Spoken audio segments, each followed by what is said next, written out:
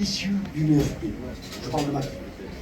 Si nous échouons, nous aurons essayé.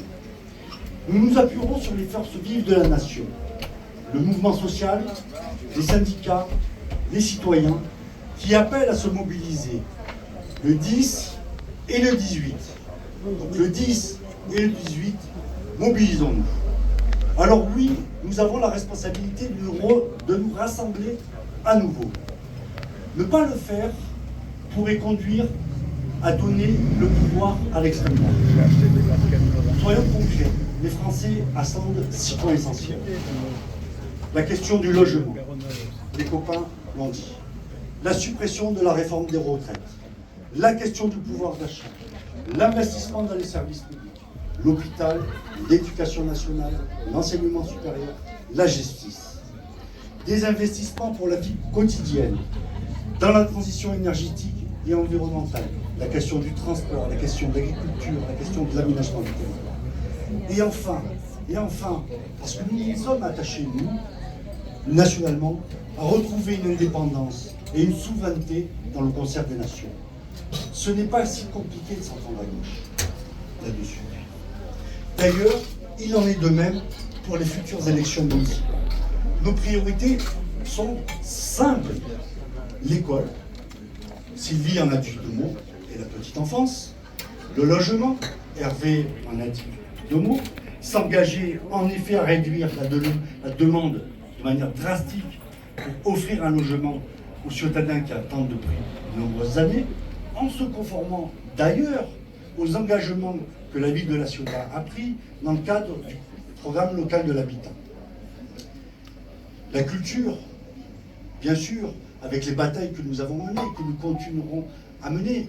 Marianne en a tracé les lignes fortes. La tranquillité publique, communément appelée la sécurité. Il y a 3 piliers.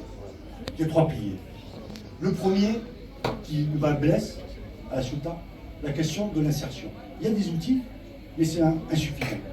La question de la prévention. Nous n'avons que peu d'éducateurs de prévention dans notre commune. Et enfin, la sécurité. Insertion, prévention, sécurité. C'est quand même pas compliqué de mener une politique sur ces 3 piliers. Évidemment, ce matin, avec Marianne et d'autres, nous étions présents au Forum de l'éducation.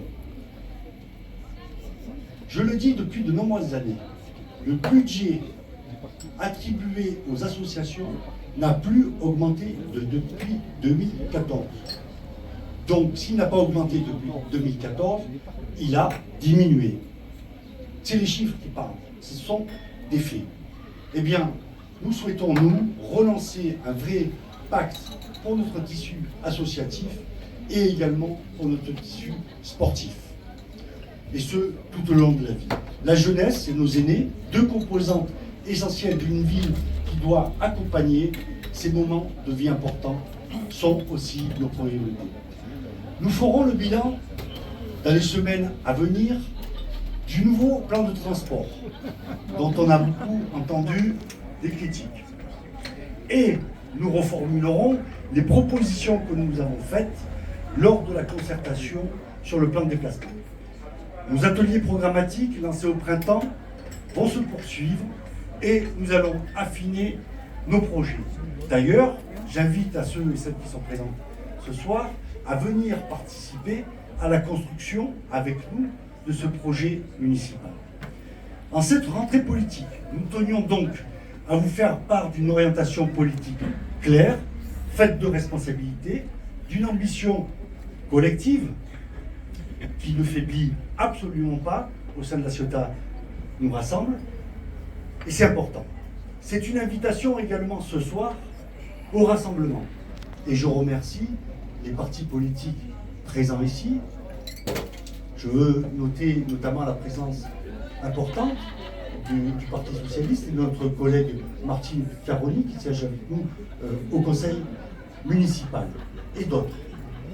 Donc oui, c'est une invitation au rassemblement et à dépasser, je le dis tranquillement, à dépasser des postures. Voilà. Alors on peut faire du théâtre, mais en politique, il faut être aussi responsable. Les habitants attendent de nous de l'unité, de l'envie. Nous en avons. et des propositions fortes. Elles sont en construction, elles existent, et nous le faisons vivre, comme il a été dit depuis de nombreuses années. Au sein de la Ciotat nous rassemble, c'est cela notre choix. Avant de conclure, je vais donner la parole à Laetitia, qui va vous présenter son association.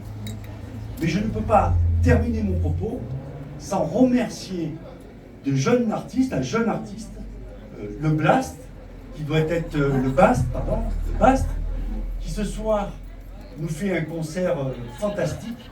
Et donc, c'est aussi le signe que notre jeunesse, elle est fantastique, elle est belle, elle est vaillante, elle est cultivée et elle est merveilleuse. Donc, merci à Il arrive le Blast. Voilà.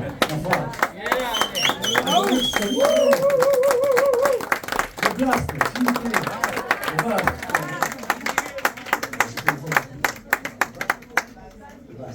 Le Bast. Bravo, applaudissez-le et applaudissez un peu sa présence aussi. Donc merci d'être présent ce soir pour ce concert au Cercle de la Renaissance et particulièrement pour notre rentrée politique.